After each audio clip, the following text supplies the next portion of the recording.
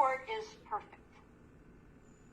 No court will decide all of the issues that come before it correctly. Do I think that my Supreme Court made an egregious error in its recent abortion decision? I do. I think its method of interpretation was deeply flawed. I think the consequences of the decision will be real harm, especially to poor women, to women who lack a lot of means, and to young girls who often don't have any idea what is happening to their body until some time has passed. I could talk quite a lot about this. Let me try to think what would be most useful. So I would not look to that decision as a good source of knowledge, really, about anything other than the current justice's views.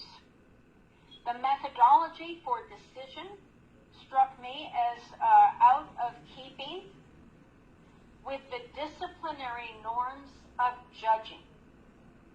The court dismissed stare decisis. Now, I think that this works differently in Mexico and in the United States, but in the United States, stare decisis is an important doctrine. It's the idea that once the court has decided something, that prior decision should ordinarily continue to control.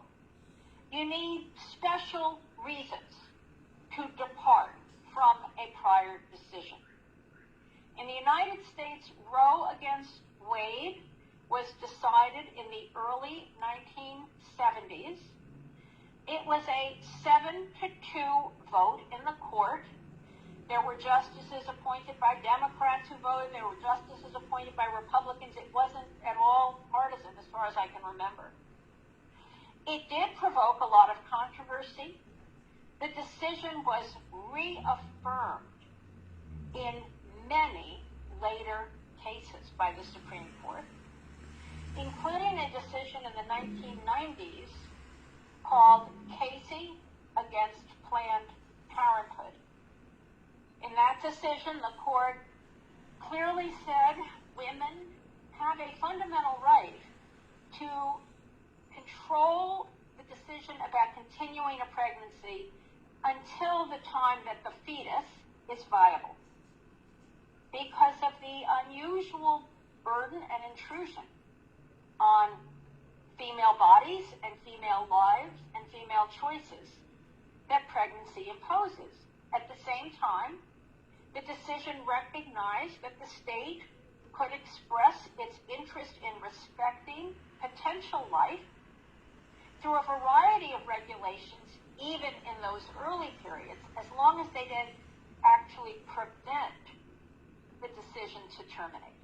And that states could prohibit terminations after viability, with some limited exceptions. The court in the recent Dobbs case did not try to justify its departure from stare decisis, its departure from precedent, through any of the means ordinarily used to justify such a departure. The court simply said they were all wrong.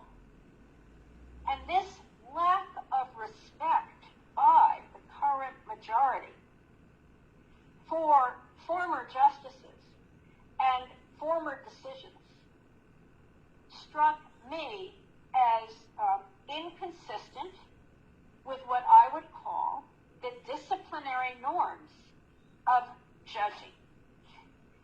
So that's the first thing I will say. I think I have time to say one more thing. If that's okay with you, one more thing. The court majority relied on its understanding of the statutory laws in effect in many states at the time that the 14th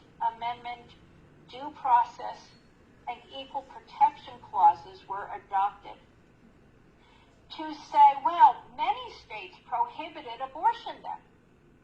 So this amendment could not have been intended to give a right.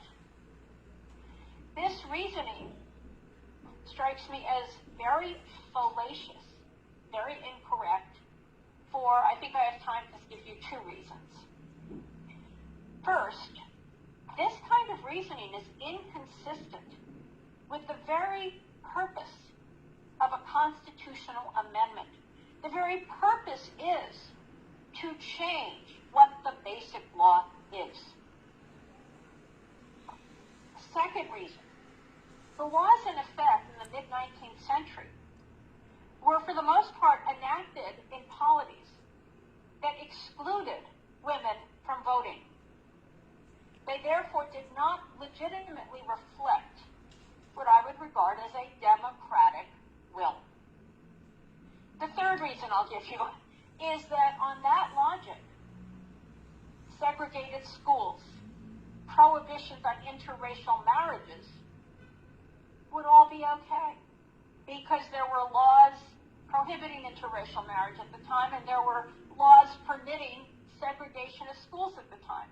So I'm trying to express to you in a calm way why I do not think the Dobbs decision reflected the sound application of the disciplinary norms of judging. But, as I said at the outset, no court will always make correct decisions. My hope is that this decision, which I regard as erroneous, will be reversed in due course.